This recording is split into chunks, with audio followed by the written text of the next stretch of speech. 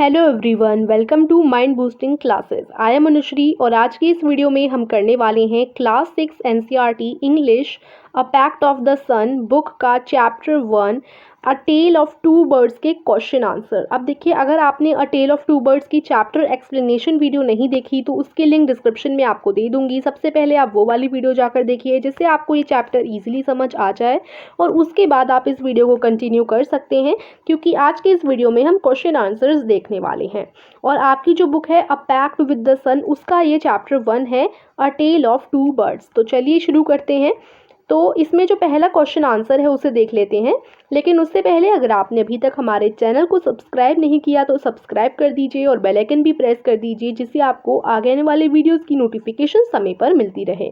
तो सबसे पहले हम क्वेश्चन नंबर 1 देखेंगे। क्वेश्चन नंबर 1 में पूछा गया है how did the two baby birds get separated. तो यहाँ पर इस स्टोरी में 2 बेबी बर्ड्स थी, तो वो अलग अलग कैसे हुई। तो आप आंसर में क्या लिखोगे, the birds lived in a tree in the forest with their mother. जो बर्ड्स थी वो अपनी मदर के साथ फॉरेस्ट में रहा करती थी एक पेड़ पर। One day a forest had a storm and the tree fail. एक दिन क्या हुआ, बहुत तेज आंधी तूफान आया और जो ट्री था वो गिर गया। किलिंग देयर मदर, उसकी मदर भी मर गई, यानी उन दोनों की बेबी बर्ड्स की जो मदर थी वो भी मर गई। Both the baby birds were flown from there by the wind. लेकिन बेबी बर्ड्स तो छोटे छोटे थे तो वो हवा के झोंके से ही उड़ गए। They landed at 2 different places and thus got separated. अब देखो यहाँ पर ट्री है, एक बेबी बर्ड इधर उड़ा, एक बेबी बर्ड इधर उड़ा, यानी दोनों एक दूसरे से बिछड़ गए, सेपरेट हो गए। तो इस तरीके से तूफान की वजह से वो दोनों एक दूसरे से दूर हो गए थे। ठीक है, तो अगर आपने ये स्टोरी नहीं पढ़ी तो एक्सप्लेनेशन वीडियो की लिंक डिस्क्रिप्शन में है, जाकर आप ज़रूर देख लीजिएगा वीडियो को, जिससे आपको अगर क्वेश्चन आंसर समझ नहीं आ रहे तो आने लगेंगे। ठीक है, तो डिस्क्रिप्शन में लिंक है। अब क्वेश्चन 2 है where did each of them find a home. उन दोनों को घर कहाँ कहाँ मिला। तो one of the baby birds found a home in the cave that had robbers living in it while the other one landed living near in an ashram of the rishi.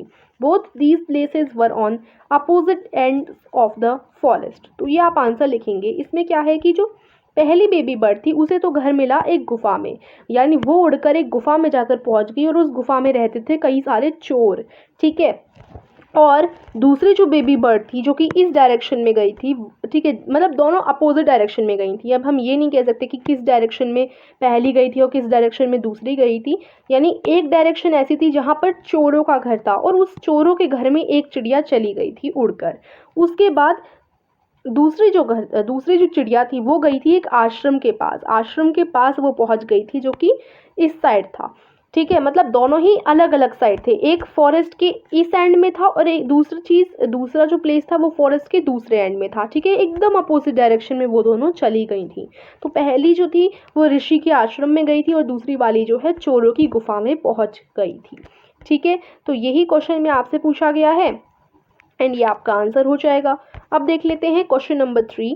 तो देखिए, what did the first bird से to the stranger. जब stranger आया था तो पहली bird ने उसका कैसे स्वागत किया और क्या कहा उससे। तो देखिए answer, the first bird spoke to alert the robbers in the cave that there was a person with jewelry beneath the tree and should be looted soon, otherwise he might slip away. तो पहली bird ने तो सबसे पहले चोरों को खबर दे दी कि भाई चोरों को बोल दिया कि जल्दी जल्दी जो भी तुम सभी आ जाओ, क्योंकि एक स्ट्रेंजर आया है हमारी गुफा के पास में और वो जो है उसके पास बहुत सारी ज्वेलरी है, तो हम क्या करेंगे, उसको लूट लेंगे। ठीक है, नहीं तो वो भाग जाएगा, तो जल्दी जल्दी आ जाओ। ऐसे चिड़िया चिल्लाने लगी थी रॉबर्स को बुलाने के लिए। और अब क्वेश्चन 4 है what did the second bird से टू। हम सेकंड बर्ड जो कि ऋषि के आश्रम के पास जाकर जो है रुकी थी, यानी वो उड़कर ऋषि के आश्रम के पास पहुंच गई थी, उसने कैसे स्वागत किया। अब देखो, ये बात तब की है जब काफ़ी दिन हो गए थे उन्हें वहाँ रहे हुए। अभी जो बर्ड्स थी वो बड़ी हो चुकी थी, अब जिस क्लाइमेट में वो रही उसी हिसाब से उनको आदत पड़ गई। पहली बर्ड रॉबर के यहाँ रही तो वो रॉबर की तरह बन गई, उन्हीं की संगति में रही, तो उसने सभी को अलर्ट किया कि भाई हमें चोरी करनी है, तो उसका ये मकसद बन गया। और सेकंड बर्ड ऋषि के आश्रम के पास थी तो उसने कैसे स्वागत किया। The second bird lived in the rishis आश्रम। आप आंसर इस तरीके से लिखेंगे, दूसरी बर्ड जो है ऋषि के आश्रम में रहती थी। He welcome the king into the ashram. उसने उस स्ट्रेंजर को जो कि एक राजा था उसे आश्रम में प्रवेश दिया, वेलकम किया। Told him where cold water was, उसे बताया कि ठंडा पानी इधर रखा है आप पी सकते हो। And asked him to wait inside for the rishi to return, और उसने चिड़िया ने बोला कि अबे आप यहीं ठहरिए जब तक कि ऋषि ना आ जाए।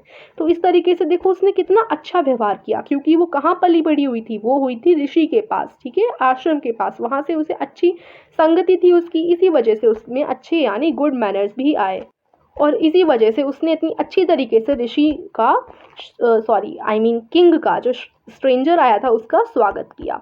ठीक है, तो ये आपका क्वेश्चन नंबर 4 का आंसर हो जाएगा। अब क्वेश्चन नंबर 5 देखो, how did the Rishi explain the different ways in which the birds behave. अब ऋषि ने किंग को क्या बताया, ऋषि ने किंग को कैसे एक्सप्लेन किया different ways in which the birds behaved, यानी अलग अलग तरीकों से दोनों चिड़ियाओं ने बिहेव किया था। तो ऐसा क्यों हुआ, ये चीज़ ऋषि ने कैसे एक्सप्लेन की थी राजा को। Answer, the rishi said that there was a stark difference between the behaviours of both the birds because of the difference of company they lived into, यानी इतना बड़ा डिफरेंस उन दोनों के बिहेवियर में क्यों है, चाहे शक्ल से वो एक लगें क्योंकि वो लोग सिबलिंग्स हैं, है ना, लेकिन इतना डिफरेंस क्यों है उनके बिहेवियर में, क्योंकि उन्हें अलग अलग कंपनी मिली रहने के लिए, अलग अलग संगति थी उनकी। एक बर्ड ऋषि के पास रही तो एक बर्ड चोरों की संगति में रही।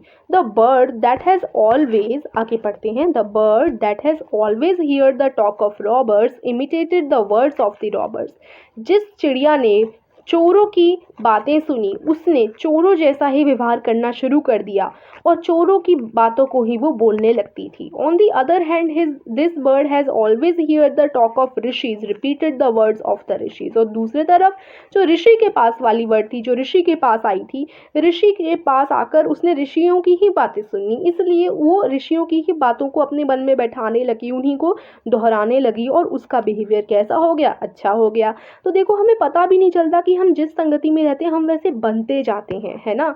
तो अच्छी संगति में रहना इसलिए बोला जाता है कि अच्छे दोस्त बनाओ, अच्छी संगति में रहो, तब हम अच्छे हो जाते हैं।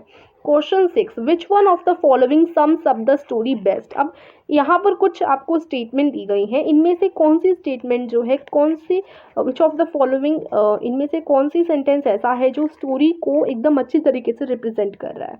देखो, first, a bird in hand is worth two in the bush. Second, one is known by the company one keeps.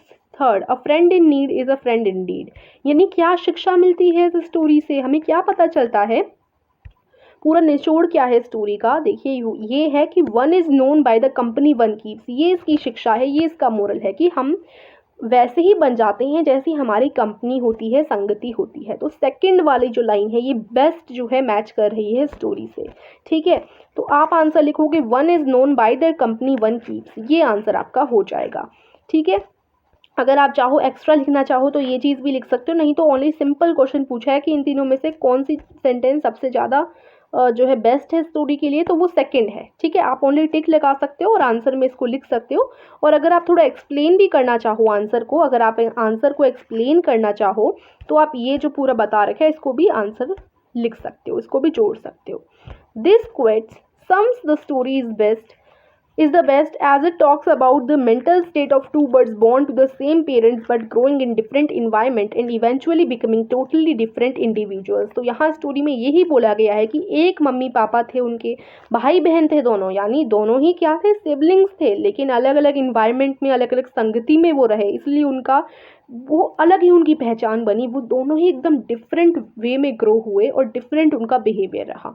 क्यों, क्योंकि उनकी संगति दोनों की अलग अलग थी। तो ये हमारे सारे क्वेश्चन आंसर्स थे, काफ़ी इंटरेस्टिंग चैप्टर है। अगर आपने नहीं पढ़ा, एक और बार बोल रही हूँ, डिस्क्रिप्शन में लिंक है, जाकर ज़रूर देखिएगा। तो ये हमारे इतने ही क्वेश्चन आंसर थे, 6 क्वेश्चन आंसर थे और काफ़ी शॉर्ट हमारी ये जो थी बुक एक्सरसाइज थी, बुक वर्क था।